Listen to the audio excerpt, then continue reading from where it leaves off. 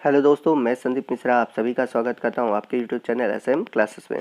दोस्तों, आज के इस वीडियो में हम बात करेंगे आपके बीएससी फर्स्ट ईयर के बायोटेक्नोलॉजी सिलेबस की। तो आज के इस वीडियो में मैं आप सभी के लिए बायोटेक्नोलॉजी यानी कि बीएससी फर्स्ट ईयर के बायोटेक्नोलॉजी का सिलेबस लेकर आया हूं, जिसमें कि हम MGKVP यानी कि महात्मा गांधी काशी विद्यापीठ के सिलेबस को देखेंगे। और जैसा कि मैंने पिछली वीडियो में सभी में बता रखा है कि जो हमारे फर्स्ट ईयर के सिलेबस होते हैं या सेकेंड ईयर के सिलेबस होते हैं वो 90% हर यूनिवर्सिटी के सिमिलर होते हैं। तो आपके माइंड में ये सेटअप ना हो कि नहीं आपके महात्मा गांधी सिलेबस अलग होंगे या फिर इलाहाबाद यूनिवर्सिटी के अलग होंगे, पूर्वांचल के अलग होंगे। तो मैक्सिमम 90% आपको सिमिलर मिलेंगे, ठीक है। तो आइए हम बात करते हैं कि हमारे बीएससी फर्स्ट ईयर में बायोटेक्नोलॉजी के सिलेबस में क्या क्या चीज़ें मेंशन है। वीडियो में मैं आपको बताऊंगा कि कैसे आप बीएससी फर्स्ट ईयर के बायोटेक्नोलॉजी के सिलेबस को पीडीएफ के फॉर्म में डाउनलोड कर सकते हैं। तो आइए देखते हैं कि इसमें क्या क्या सिलेबस में इंक्लूड है, कौन से पेपर हैं, कौन सी बुक आप खरीद सकते हो और प्रैक्टिकल क्या है। तो बायोटेक्नोलॉजी का आपका फर्स्ट पेपर है इंट्रोडक्टरी बायोलॉजिकल केमिस्ट्री जो कि 50 नंबर का है। सेकंड पेपर है बायोफिजिकल केमिस्ट्री जो कि 50 नंबर का है। और थर्ड पेपर है सेल बायोलॉजी एंड जेनेटिक्स जो कि 50 नंबर का है। और आपका जो प्रैक्टिकल होगा वो भी 50 नंबर का होगा। तो ओवरऑल आपका जो ये बायोटेक्नोलॉजी का पेपर है वो 200 है। वही बात करें हम आपके MGKVP की, तो वहाँ पर आप बीएससी फर्स्ट ईयर में जूलॉजी बॉटनी के साथ बायोटेक्नोलॉजी ऑप्शनल ले सकते हो। तो फर्स्ट पेपर में है general account of the chemical nature of living cell, carbohydrates पढ़ना है। कार्बोहाइड्रेट्स में classification, configuration of conformation, sugar derivatives, structure and storage of polysaccharide है। फिर उसके बाद पढ़ना है आपको एमिनो एसिड। तो एमिनो एसिड में आप पढ़ेंगे general property, peptide bond, essential and non essential amino acid. वहीं उसके बाद पढ़ना है लिपिड, जिसका आपको classification, property of lipid, aggregation, biological significance, ये पढ़ना है आपको लिपिड में। वहीं बात करें इसके बाद है न्यूक्लिक एसिड। न्यूक्लिक एसिड में आप पढ़ेंगे chemical structure and base composition, double हेलिक structure, ठीक है, सुपर क्वाइल्ड DNA। और इसके अलावा आपको TM एक टॉपिक है वो पढ़ना है। उसके बाद है प्रोटीन केमिस्ट्री। तो इसमें प्रोटीन केमिस्ट्री में हम प्रोटीन के classification, different level of protein structure, forces stabilising protein structure, protein folding property, फिर प्रोटीन मॉडिफिकेशन, ये सभी टॉपिक पढ़ेंगे। और इसके बाद पढ़ेंगे हम एंजाइम जो कि लास्ट टॉपिक है। और एंजाइम में हमें पढ़ना है एंजाइम के nomenclature, apoenzyme, holoenzyme, substrate specificity, ठीक है।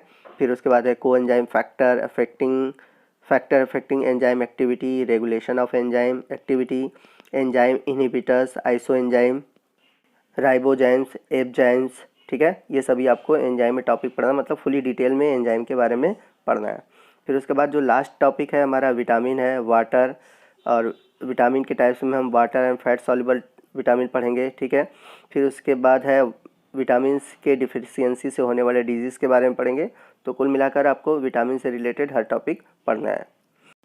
नेक्स्ट हम बात करते हैं सेकेंड पेपर की जो है बायोफिजिकल केमिस्ट्री। तो बायोफिजिकल केमिस्ट्री में पहले आपको पढ़ना है water structure and interaction, water as solvent, proton mobility, फिर acid base reaction, pH and buffer, isoelectric pH, ये सभी वाटर में आपको पढ़ने हैं। फिर उसके बाद है फोटोमेट्री, जिसमें कि बेसिक प्रिंसिपल पढ़ेंगे of ultraviolet visual spectrometry and colorimetry, instrument and application पढ़ेंगे।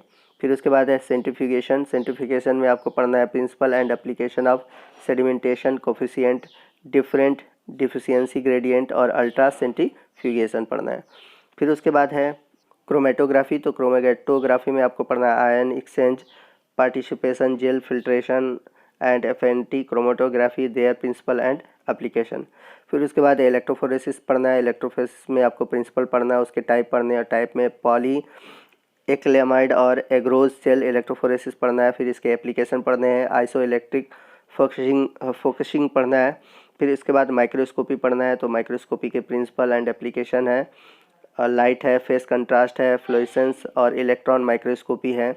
फिर उसके बाद है ट्रेस टेक्निक जो कि लास्ट टॉपिक है, जिसमें कि application of radio isotope in biotechnology and auto radiography, ये सभी टॉपिक आपको पढ़ने हैं सेकेंड पेपर में।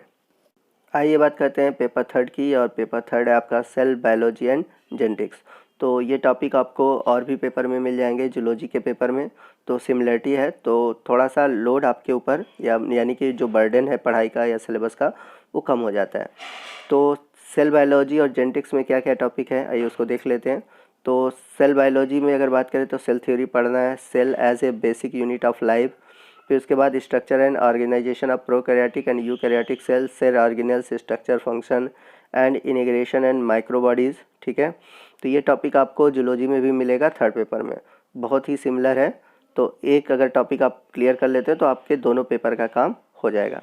ठीक है, फिर उसके बाद है आपका सेल डिवीज़न पढ़ना है। तो सेल डिवीज़न में माइटोसिस एंड मियासिस पढ़ना है, सेल साइकिल पढ़ना है, इट्स रेगुलेशन एंड कैंसर। उसके अलावा पढ़ना है कैरेक्टरिस्टिक ऑफ कैंसर सेल। ठीक है, फिर उसके बाद है मेजर सिग्नलिंग है, पाथवे ऑफ यूकैरियोटिक सेल। तो ये सभी टॉपिक आपके सेल डिवीज़न और सेल डिवीज़न से जुड़े हुए कैंसर है और उसके कैरेक्टरिस्टिक हैं। फिर उसके बाद मेजर सिग्नलिंग है, ये सभी टॉपिक इंक्लूड हैं आपके सेल डिवीज़न से। तो सेल डिवीज़न मोस्ट इंपॉर्टेंट है।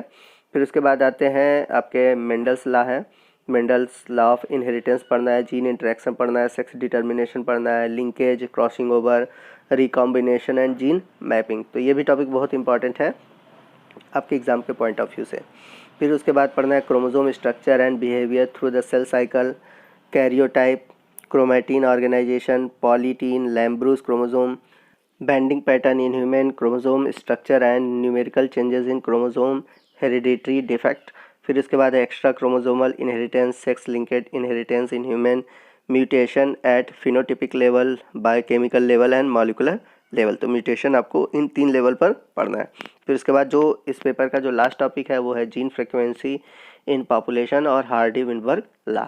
तो ये आपका है टोटल थर्ड पेपर। ठीक, तो आप लोगों ने फर्स्ट, सेकंड और थर्ड पेपर देखा, तो ये थे आपके पेपर के सिलेबस। ठीक, नेक्स्ट हम देखते हैं कि आपके प्रैक्टिकल के सिलेबस में क्या क्या इंक्लूडेड है, प्रैक्टिकल में क्या चीज़ें आती हैं। तो प्रैक्टिकल की चीज़ें जैसा कि मैंने पीछे भी बता रखा है कि वो डिपेंड करता है कि आप किस यूनिवर्सिटी से हैं और आपके यहाँ क्या चीज़ें अवेलेबल हैं। तो अगर हम बायोटेक्नोलॉजी की बात करें तो बायोटेक्नोलॉजी में क्या प्रैक्टिकल की चीज़ें आती हैं, आइए सिलेबस को देखते हैं प्रैक्टिकल के।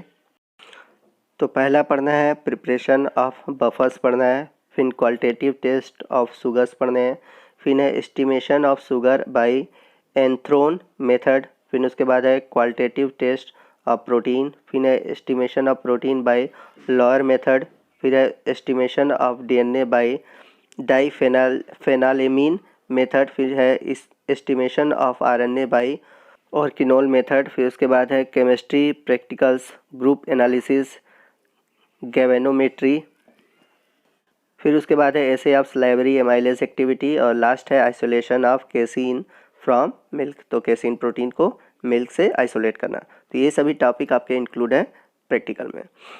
तो आई होप आपको ये हेल्पफुल रहा होगा आपके बायोटेक्नोलॉजी के सिलेबस से। यदि फिर भी आपको कोई डाउट है तो आप हमसे कमेंट करके पूछ सकते हैं।